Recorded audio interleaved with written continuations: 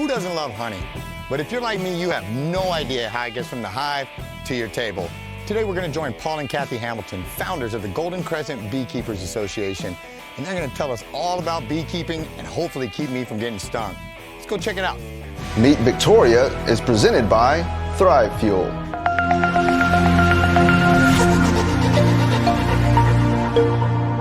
Welcome to Meet Victoria, where we'll get to know the people, businesses, and heroes that make this community special. I'm Caleb Shaw, owner of Shaw Realty and your host. Now let's go meet Victoria.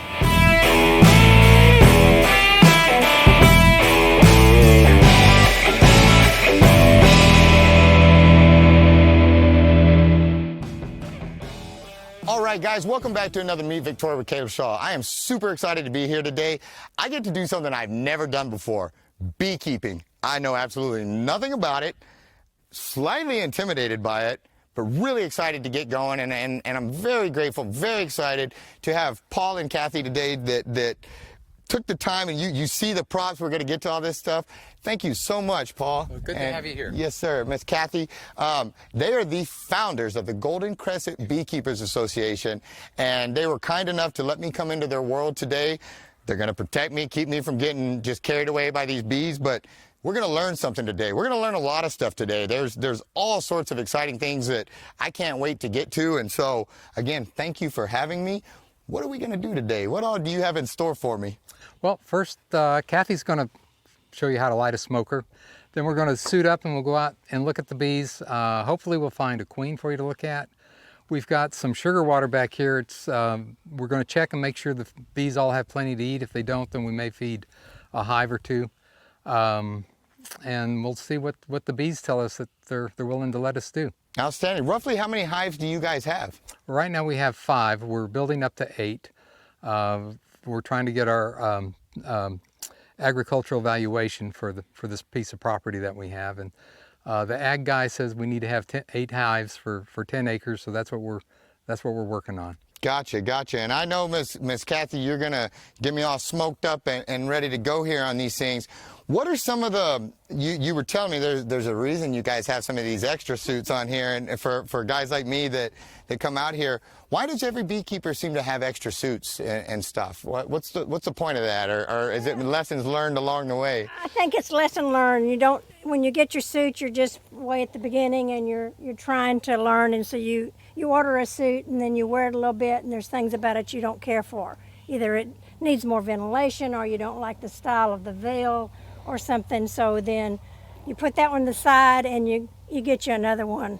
And so we each have, I think, 2 suits and a jacket, and we wear our favorites and we give our not as favorite ones to our guests. Outstanding. Well, it makes total sense to me. And there's a method to all this. So in just a second, you're going to take me over. We're going to get all suited up, and you're going to kind of walk me through all of this as we're doing it before we head over to the bees. This is my uniform for the day, huh? Yes, it is. Right. Outstanding. Well, guys, I'm so excited. Again, I thank you for taking the time out of your worlds to let me intrude and come over here and learn something from you today. And so without further ado, why don't we kick it over, have a quick word from our sponsor, and we'll be right back.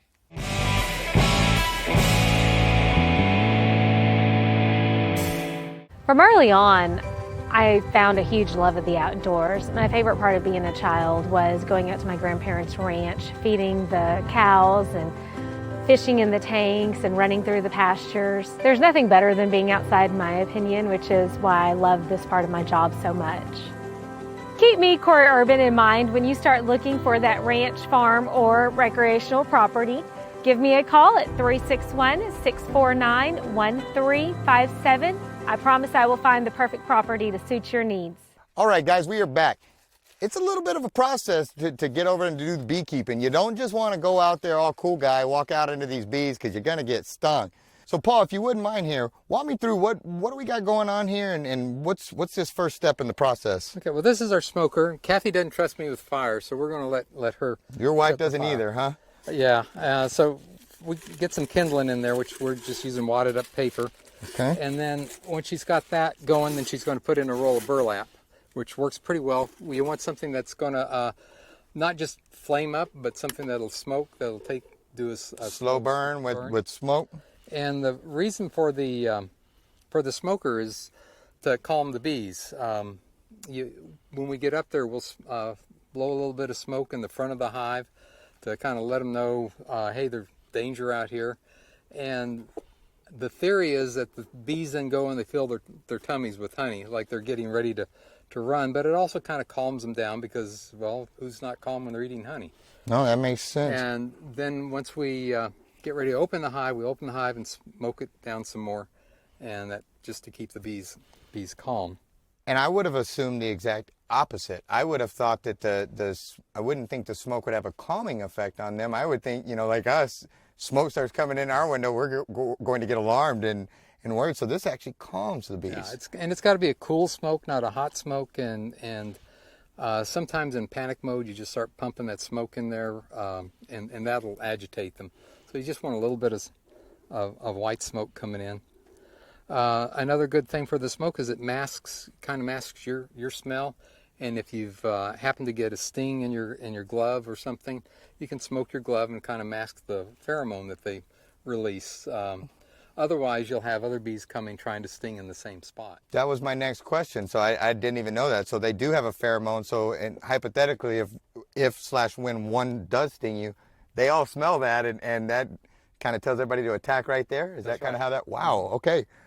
I did not know that either. If they're really upset and you're in there, you might smell bananas, which is their danger pheromone that signals all the other bees from all the other hives to come and let's protect this area. Wow. So another myth is, and I don't know how true it is, but they recommend that you don't eat bananas for breakfast if you're going to go check out your bees. I don't want to test that theory. I'll just take your word on it. So normally the different hives, they don't associate with each other. Bees from one hive cannot fly into the hive of another beehive. But if they sound that banana alarm or they put out that pheromone, then you're liable to get bees from wow. other hives. Not necessarily. Not necessarily, but it could happen in theory. This is step number 1, followed by let's go put on our suits. Let's go put on the suits. Get ready. Outstanding. Suit time.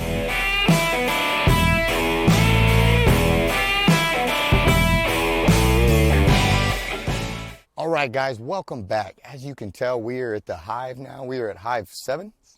We are at hive 7. Got the smoke here, and we're about to be official beekeepers here. So, Paul, what do we got going on? Talk me through this. Well, what I'd like you to do is just give us a couple of easy puffs at the entrance to start the bees, getting them calmed down.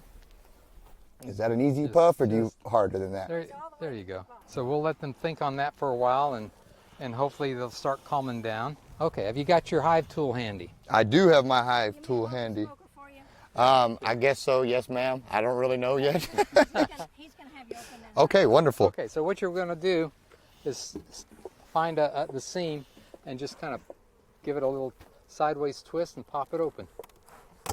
There you go. Okay. And now you want to take off, that's the inner cover, just take it off and set it down right over here next to the Do we other turn one. it this way? Make sure the queen's not in the top. I don't see any queens, so I No think we're queen? good. Do I set it this way? Mm-hmm. So Wow. this is a double stack, 2 deep hive. In the bottom is where the brood should be, although sometimes the queen comes up and will do, it's actually called 2 brood boxes because the queen may in fact use this area to start laying eggs. This is a feeder. Wow. And if you want to pull this out, I just grab right here. mm-hmm, and set it there on the ground next to the hive top. Is it full? Is it full? It should be empty.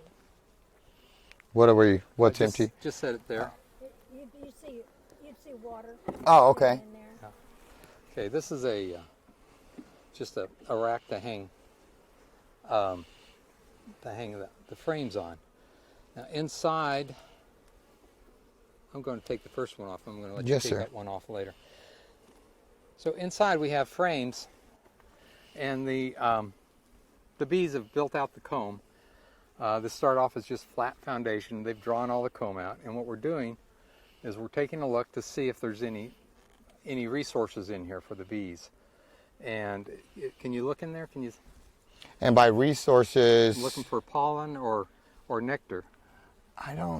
my inexperienced eyes don't see, actually, maybe a little right there. I don't know. Let's Is that see. a little yellow on there? No, they're actually, these are empty. You talking about right here? Yeah. Yes, ma'am. Okay. And I don't squash any bees. And they don't get mad at Okay, does that one feel a little That one heavier? feels heavier. Yes, Yeah. sir. So what you've got in this one, at least on this side, the shiny stuff is nectar, and the little darker spots, the light gold spot there, and I think there's an orange spot in there, that's pollen. And basically, we refer to it as bee bread because they've done some mixing with it and with enzymes, and so that's ready to be fed to other bees. Wow. Up here at the top, this is capped honey. Wow. So this honey is finished, it's ready to go. This honey they're still working on. So technically, that in an emergency, you could harvest that little small amount right there. No, I mean, you wouldn't, but you yeah, could. Yeah, in technically theory. you could just scrape that part off and you'd have honey. You could scrape the rest of this off too, but you'd have nectar. If you had to guess, roughly how many bees do you think are in this hive? This time of year, maybe, I don't know, they're pretty active, maybe about 30,000. Wow. These bees that are wandering around are probably nurse bees. Their job is to take care of the little ones and make sure that they come out okay. How many different types of bees are in a hive? There's the queen, the soldier bees, or they refer to it as a caste system. You've got the males that are drones, then you've got the worker bees, and then you've got the queen, and the queen is on top of everything. The worker bees they all have different jobs. Now, so this bee over there with that pollen. yellow. See that pollen? Yep. That saddlebag's full of. Can you see that one, Yeah. Steve?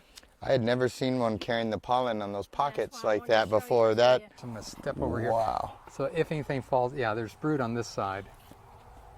I see the queen. Okay. All right. What can I do to help you here? You want me to hold this side? Here, Yeah. right there's your queen. Oh, I see her. See what she looks like? Do you see her, Steve? Totally out of the way. She hit her blue dot right there, but there's our queen. She's the one in charge of the whole hive. That is the queen bee right there. So when you buy to start a new hive and you buy the queen bee, do you buy the queen and then you have to buy bees separate and hope they take, or how does You that? can do it that way, and that's called. Actually, we've got some ordered like that, and it's called a package of bees. Mm-hmm. And then they'll also send the queen, and she'll be in a little, probably a balsa wood, little caged with wire Okay. inside, and she'll have a piece of candy in there for food, and she'll have some attendants. And then you introduce her slowly. All right, guys. Well, we're gonna finish closing up this hive, sealing it up, getting it ready, and then let's take a quick word from our sponsors, and we'll come back with our interview. We'll be right back.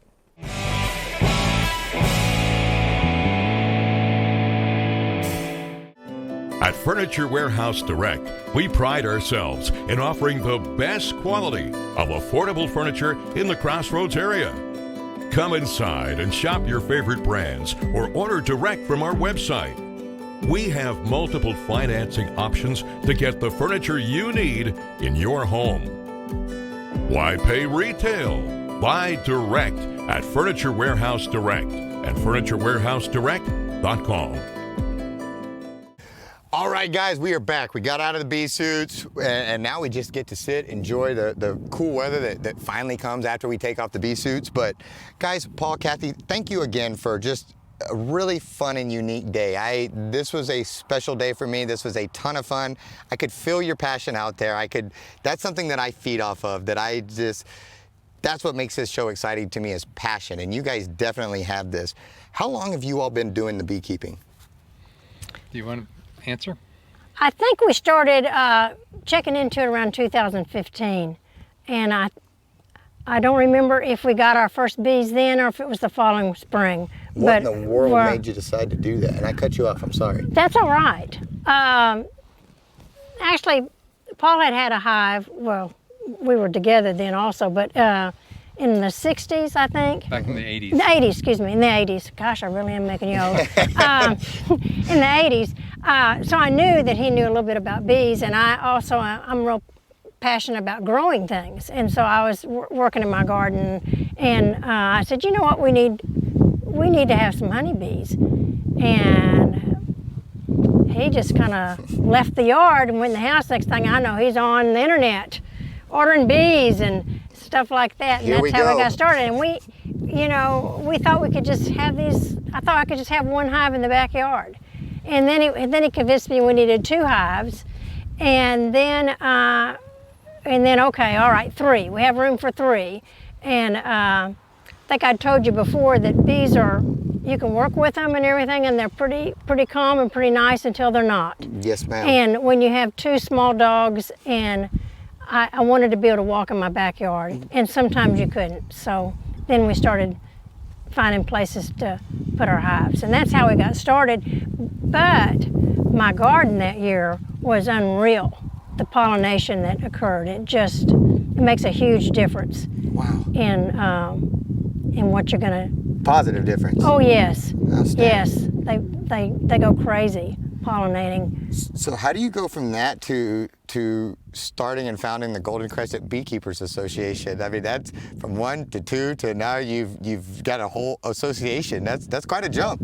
I'll let him address that. We didn't know, we knew what we knew from the internet, but didn't know a whole lot. First time I was a beekeeper, I was pretty lousy at it. I read a book and thought I knew what I was doing, and I ended up those bees didn't survive for more than a year and a half maybe. And so I wanted to connect with other beekeepers, and I think I met, don't remember what his first name is, but Mr. Hamilton of Hamilton Honey Farm, and he was friendly and he was nice, but he wasn't interested in doing anything with me. And then I would talk to Carrie Voss, who's another beekeeper who also removes bees from people's homes. And he was nice, and he said, we ought to start something, but I'm not interested in doing it. Well, I found a third person who thought we ought to start something, but wasn't interested in doing it. So Kathy and I just started talking to other beekeepers. We set a date and set a time at the old Hungry Thirsties restaurant. And I thought maybe we'd have 6-7 people show up. I think we had something like 20 people, plus representatives from AgriLife showed up, and people from down in the Corpus Christi Club showed up. And the Corpus Christi Club and the AgriLife people really helped us get started. They offered us temporary use of their 4-H club building. And every time we had a meeting, we were having 20 to 40 people show up.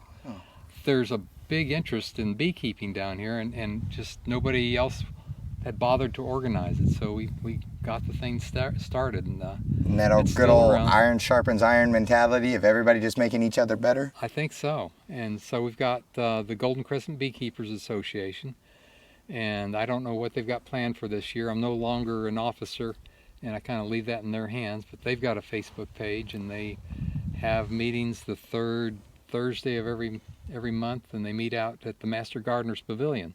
Gotcha. About 5:30 in the evening. And we're just still a growing community of beekeepers, and it's fun for all of us to be able to sit down and talk about each other and share our experiences. And my bees are doing this, what does this mean, kind of thing. Yes sir, yes sir. No, and that's great. So wrapping up, what do you guys, what's next? I know the harvesting is in July, and what do you guys, this is for personal use right now and all of that, but for, what is one of the biggest benefits of having your own local honey that's from here that say compared with commercial, if I go to the store and I just buy, a Walmart brand of honey, what's the main difference between the two? We are not at the point where we're making any money. I think some people need to make money, or at least cover their costs, and that would be nice when we get to that point. But it's just fun for us. And if you talk to a beekeeper, that's what they'll tell you. You just get a rush when you come out and you pull a frame and your queen is laying eggs like she should be, and the brood is building up, and they're doing this, and then the whole management and trying to keep them well and happy. And we like to do things outside, and so that just feeds into some of the things that we enjoy so much. It's just out in nature, and this is God's creatures, and we just love it. So yeah, it's been during the COVID. You can't go in anywhere, but you can always come out and tend to your bees. No, and again, like I said earlier, I could feel you all's passion out there, and that bleeds over into me, and that fires me up. And so for somebody like myself that wants to, understanding that you guys, you know, this is for your personal use, but for the other beekeepers and stuff, if I wanted to support local and I wanted to buy some of this honey that was raised in this local area and harvested here, what's the best way that I can support local beekeepers and honey harvesters here in our market and area? Well, and I love that question, because I really do like to see people support the local honey keepers, because they work hard. They really do. And we had talked about this earlier. Sometimes you'll see the guy on the corner selling honey out of the back of his truck. He's probably a local beekeeper. Either that, or he has gotten it from another beekeeper and has bought it wholesale and is selling it there. But you can always ask, where were these hives? But I would go to the, I think they're having the weekly with the, Farmers yeah, market. the farmers market. You're going to have some local beekeepers there, and support their honey. That, like I said, a lot goes into it. It's labor intensive. That honey is going to be local. It's going to be good, and give them a chance. Yes, ma'am. That's where I would go. Or some people just know. They know of somebody that has bees. Sometimes you'll have beekeepers in your neighborhood and you don't know it. It's not something you really advertise a lot of, because your neighbors sometimes get frightened by it. Yeah, yes, so ma'am. you just don't advertise it a lot. So, but you might hear of somebody that says, I think your neighbor has bees. Yes, and we ma'am. found that be the case in our little neighborhood. Wow. So anyway, Well, just good. check around. We thought we were the only beekeepers and found out there are 3 other people. Well, you know, I'm hoping this episode will, for the people like myself that are fascinated, that will learn something, but, you know, maybe this will inspire some other people to start some hives and grow that association a little bit and grow that presence of local, you know, farmers and beekeepers and all of those different things. And so, guys, again, what a special day. What a special day, and thank you. You guys were great hosts.